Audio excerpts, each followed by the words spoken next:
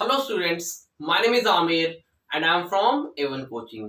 So students, last video में हमने बात की थी कि अकाउंटिंग क्या होती है और हम अकाउंटिंग को क्यों करते हैं, और आई होप आप सबको अच्छे से समझ में आ गया होगा। तो आज की वीडियो में हम बात करेंगे कि क्या क्या कैरेक्टरिस्टिक्स होती हैं अकाउंटिंग की, मीन्स क्या क्या इसके फीचर्स होते हैं। तो चलिए वीडियो को स्टार्ट करते हैं। और जो लोग चैनल पे पहली बार आए हो वो चैनल को सब्सक्राइब कर दें। उसके अलावा जो लोग इस वीडियो को पहली बार देख रहे हैं तो वो पहले मेरी इससे पहली जो वीडियो आई थी कि अकाउंटिंग क्या होती है, उस क्यों हम लोग अकाउंटिंग करते हैं, उसको जाके देखें, तब ये वीडियो उनको और अच्छे से समझ में आ पाएगा। ठीक है, तो मैं लिंक डिस्क्रिप्शन में दे दूंगा, आप लोग जाके उसको पहले देखें फिर इस वीडियो को देखें। ओके, तो चलिए वीडियो को स्टार्ट करते हैं, देखते हैं कि क्या क्या कैरेक्टरिस्टिक्स होती हैं हमारी अकाउंटिंग की। ओके, तो देखें कैरेक्टरिस्टिक्स ऑफ अकाउंटिंग। फर्स्ट क्या है, art as well as science. तो अकाउंटिंग क्या बोल रहा है, आर्ट भी होती है और अकाउंटिंग साइंस भी होती है। तो चलिए पहले बात करते हैं कि अकाउंटिंग साइंस क्यों होती है। तो अब साइंस जब हम लोग पढ़ते हैं तो उसमें कुछ प्रिंसिपल्स होते हैं जो कि यूनिवर्सल ट्रूथ होते हैं, कि उसमें वो प्रूव होता है कि ऐसा है तो ऐसा ही होगा।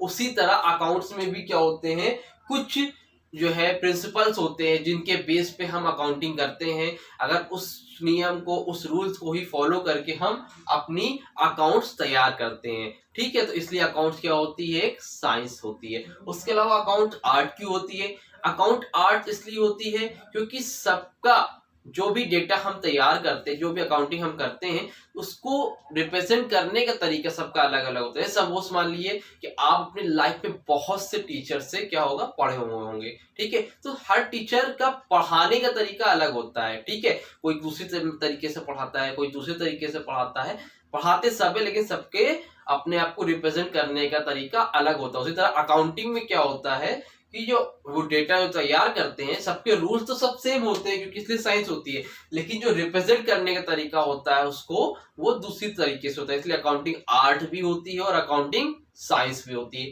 क्लियर, तो चलिए देखते हैं नेक्स्ट क्या है, फाइनेंशियल ट्रांजेक्शन। तो फाइनेंशियल ट्रांजेक्शन का मतलब क्या होता है, इसमें अकाउंट्स में जितने भी ट्रांजेक्शन होंगे वो क्या होंगे, फाइनेंशियल ट्रांजेक्शन होंगे। मींस मनी से रिलेटेड होंगे। किससे होंगे, मनी से रिलेटेड ट्रांजेक्शन होंगे। मनी मीन्स क्या होता है, पैसा। अगर कोई भी ट्रांजेक्शन मनी से रिलेटेड नहीं है, सपोज मान लीजिए कि हमारा कोई बिजनेस है, वहां पर दो पार्टनर साथ में काम करते हैं, अगर उन दोनों के आपस के बीच में कुछ कॉन्फ्लिक्ट हो जाता है, कुछ झगड़ा हो जाता है, जिसकी वजह से वो बिजनेस अच्छे से रन नहीं कर पा रहा है, तो हमारी अर्निंग में इफेक्ट आएगा कि नहीं आएगा, अर्निंग उस तरह से बराबर नहीं होगी। बट उस ट्रांजेक्शन उसको हम लोग उसमें अकाउंट्स में रिकॉर्ड नहीं करेंगे। अकाउंट्स में हम सिर्फ उसी को रिकॉर्ड करेंगे जिसमें मनी से रिलेटेड काम हो रहा होगा। तो सिर्फ और सिर्फ मनी से रिलेटेड टर्म्स जितने भी होंगे उसी को हम क्या करेंगे, अकाउंटिंग में रिकॉर्ड करते हैं। ओके, फाइनेंशियल ट्रांजेक्शन का मतलब समझ में आया। नेक्स्ट क्या है, देखिए रिकॉर्डिंग। तो अब रिकॉर्डिंग का मतलब क्या होता है, रिकॉर्डिंग का मीन्स होता है कि जितने भी ट्रांजेक्शन होंगे उनको हम क्या करेंगे, रिकॉर्ड करते हैं।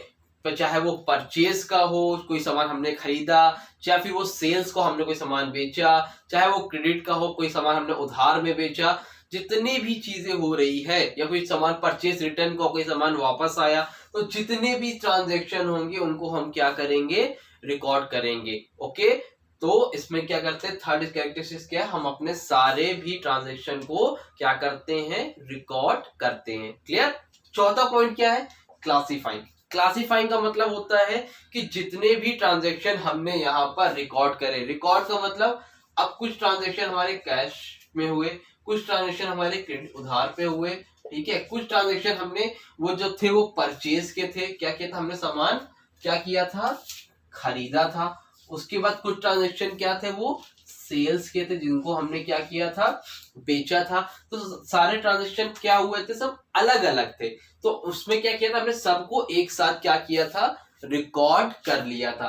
बट क्लासिफाइंग में क्या करेंगे, हम इन सबको क्या करेंगे, अलग अलग करेंगे। कैश के जितने भी ट्रांजैक्शन है वो अलग, क्रेडिट के जितने भी ट्रांजैक्शन है वो सारे अलग, परचेज के जितने भी ट्रांजैक्शन है वो अलग, और सेल्स के जितने भी ट्रांजैक्शन है वो क्या होंगे, अलग। सबको हम क्या करेंगे, अलग अलग कैटेगरी में जो है डिवाइड कर देंगे। अगर इसका एक एग्जांपल लेके समझे क्लासिफाइंग का तो समझ सकते हैं।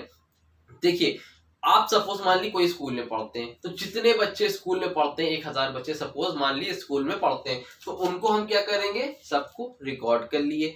उसके बाद मैंने क्या किया, सबको अलग अलग क्लास में डिवाइड करो। मैंने कहा क्लास 7 के स्टूडेंट्स अलग जाएं, क्लास 8 के स्टूडेंट्स अलग जाएं, क्लास 10th बी के स्टूडेंट्स अलग क्लास में जाएं। तो मैंने क्या किया, सबको क्लासिफाई कर दिया, हर क्लास के स्टूडेंट्स को अलग कर दिया। उसी तरह अकाउंट्स में होता है, जितने भी अकाउंट्स हमारे होते हैं उन सब के ट्रांजैक्शन को हम कैश के हो, क्रेडिट के हो, परचेज के हो, सेल्स के हो, परचेज रिटर्न के हो, किसी भी तरह के ट्रांजैक्शन हो, उनको हम क्या करेंगे, अलग अलग क्या करेंगे, क्लासिफाई कर देंगे। क्लासिफाई का मतलब क्लियर हुआ?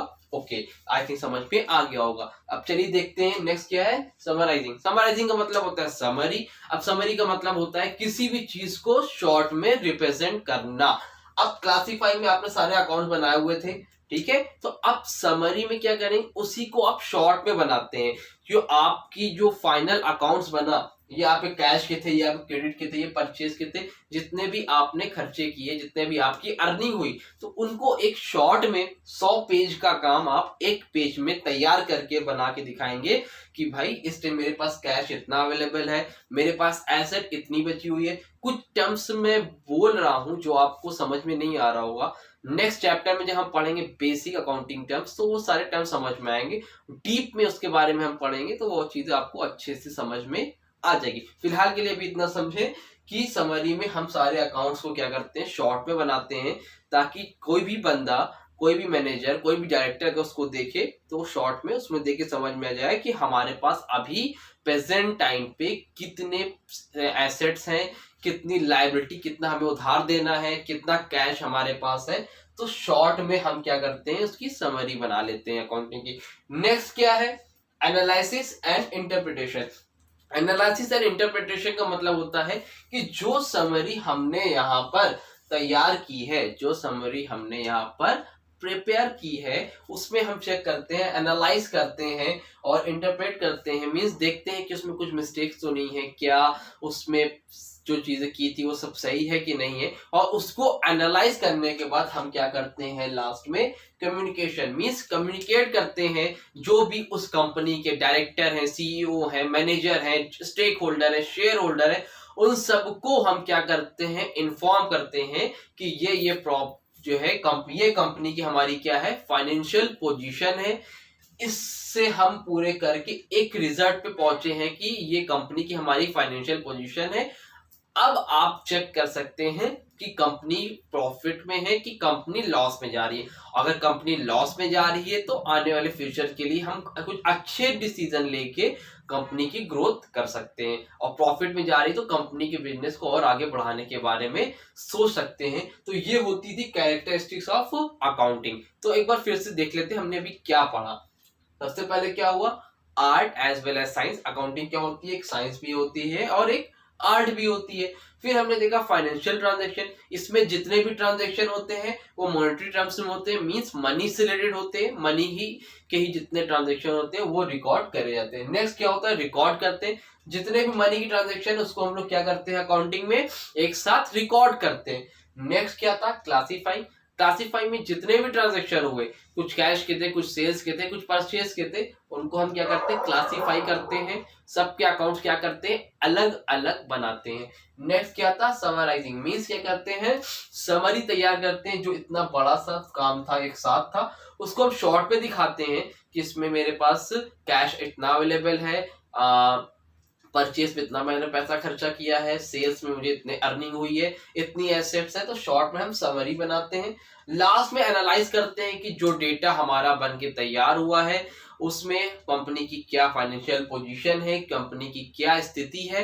उसके बाद लास्ट में क्या करते हैं, कम्युनिकेट करते हैं। किसको करते हैं, कंपनी के जो डायरेक्टर होते हैं, जो स्टेक होल्डर होते हैं, जो शेयर होल्डर होते हैं, उन सबको हम कम्युनिकेट करते हैं, उनको बताते हैं कि आपकी कंपनी की फाइनेंशियल पोजीशन क्या है, ताकि कंपनी अपने डिसीजन ले सके और कंपनी को ग्रोथ होने में हेल्प हो सके।